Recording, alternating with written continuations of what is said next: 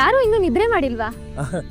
ಅದು ನೀವು ಇಷ್ಟೊತ್ತಾದ್ರೂ ಬರ್ಲಿಲ್ವಲ್ಲ, ನಿಮಗೋಸ್ಕರನೇ ಕಾಯ್ತಾ ಇದ್ವಿ. ನಾಳೆ ಮದ್ವೆ ಅನ್ನೋ ಖುಷಿಗೆ ನಮ್ಗೆ ಯಾರಿಗೂ ನಿದ್ರೆನೇ ಬರ್ತಾ ಇಲ್ಲ ಅಂಬ, ಅಲ್ವೇನ್ರಿ? ಆದ್ರೆ ಮದುವೆ ಅವ್ರದ್ದು.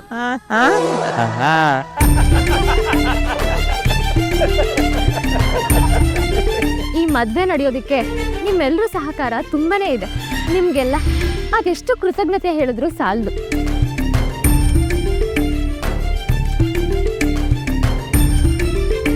ಮಾತೆ, ನೀವು ನಮಗೆ ಕೈ ಮುಗಿಯೋದ? ಈ ಮದ್ವೆ ಬೇಗ ಆಗ್ಲಿ ಅಂತ ಹೆಚ್ಚಾಗಿ ಕಾಯ್ತಾ ಇದ್ದವರು ನಾವೇ. ಅದು ಅಣ್ಣನ ಹೆಂಡತಿ ಅಂದ್ರೆ ತಾಯಿ ಸಮಾನ ಅಲ್ವಾ ಅಂಬ, ಅದಕ್ಕೆ ನಿನ್ನ ಮಾತೆ ಅಂತ ಕರಿತಿದ್ದಾನೆ ಅಲ್ವೇನೋ?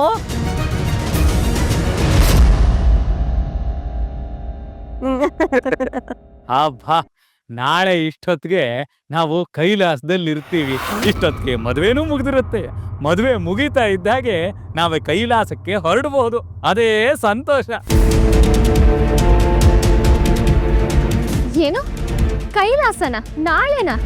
ಏನ್ ಹೇಳ್ತಿದ್ದೀರಾ ಮಹೇಶ್ವರ?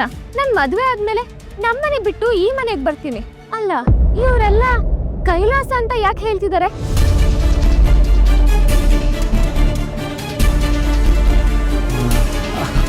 ಅದು ಅಂಬಾ, ಇವರೆಲ್ಲ ಊರು ಬಿಟ್ಟು ಬಂದು ತುಂಬಾ ದಿನ ಆಯ್ತಲ್ಲ, ಹಾಗೆ ನಮ್ಮ ಮದ್ವೆನೂ ತುಂಬಾ ಬೇಗ ನಿಶ್ಚಯ ಆಯ್ತಲ್ಲ, ಹಾಗಾಗಿ ಇವ್ರಿಗೆಲ್ಲ ಒಂದ್ಸಲ ಅಲ್ಲಿಗೆ ಹೋಗಿ ಬರ್ಬೇಕು ಅಂತ ಆಸೆ.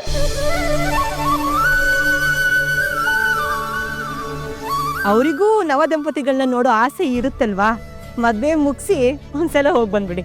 ಹೋ ಹಾಗಿದ್ರೆ ಸರಿ, ಒಂದ್ಸಲ ಹೋಗ್ ಬರೋಣ. ಆದ್ರೆ ಇರೋದ್ ಮಾತ್ರ ಇಲ್ಲೇ.